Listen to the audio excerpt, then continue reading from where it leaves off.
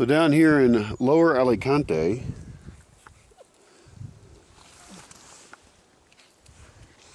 there's a lot of grass and plants. A lot of moisture collects here in this whole area. It's a really nice area. The problem is, the immediate problem is, the emergency, more or less, not quite total emergency, is that there has to be some human influence here to control it more, because it's growing over so much you can't walk through it, and it is a primary trail. So that means machete work, or perhaps bringing in a ruminant, an animal that likes to eat grass, and it could be in here.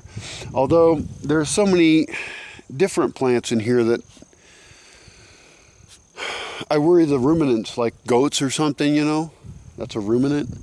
Ruminant means it eats stuff in some ruminating way.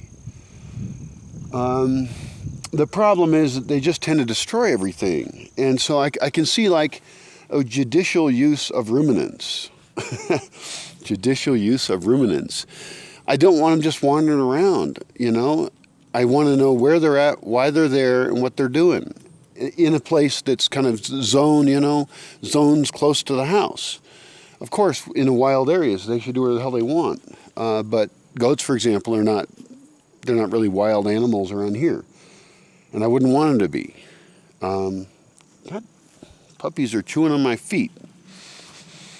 Anyway, so if we have ruminants, this would be burros as well. And I really want to get burros.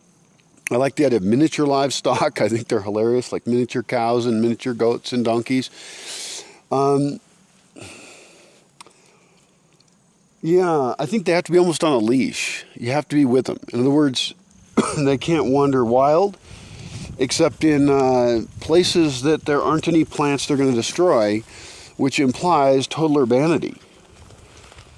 And that's a funny thing to think about. The only place we want these animals wandering around by themselves is in places where there's people and there aren't a lot of other plants to eat, which in my design of how a city would be is almost no area at all. I mean, some plazas. You could have a plaza goat, you know, a plaza burro, a plaza cow. It'd be cute. And they'd have their own food source, and they have their spot that they enjoy hanging out most of the day, and they're all protected and stuff. But I guess what I'm pointing out is that I don't want them walking around here in this spot, that I do want to get rid of most of the, I mean, I want to totally terrace this. All this plant matter is eventually going to get changed out except for cool trees, of which there's a lot actually. So there's a lot of very careful work is the point. The point is these animals are destructive. These ruminants will destroy this location in a way I don't want it destroyed. In other words, I want to use them to clear plants. I want to use them in replacement for a weed whacker. I don't want to use a weed whacker. I do use a weed whacker. You know why? Because they kick ass and they work really great. I also use a machete.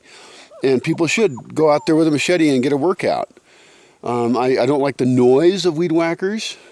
In fact, that's an interesting thought is, could there be an electric weed whacker? Because of all the gasoline, combustible engine things I know of, weed whackers are the one I like the least because I also need it the most. I want it the most. It's right up there with chainsaws, you know. And so chainsaws and weed whackers are good. So then could we have an electric battery charged weed whacker? And maybe it would have a thing you carry, a battery pack even. You know, like a 5-gallon bucket size thing that you put on a couple wheels. You wheel it around and you weed whack the shit out of places. That's not a bad idea. I don't know. I mean, any machine is always a question. And so we always have this machine, animal question, human question. Should we get out there and cut this with machetes? Yeah. Do I feel like it? No, I'm busy. I'm busy talking to you. It's your fault. It's totally your fault that I'm not macheting right now. I'm hilarious. Here comes Mayhem. Hi, Mayhem. Mayhem does not like the puppies yet either. Look, Mayhem runs away. Mayhem runs away from the puppies. So my dogs are old enough that we have. In fact, I should record all of this. What is the reaction of different animals to the puppies? I'll record that.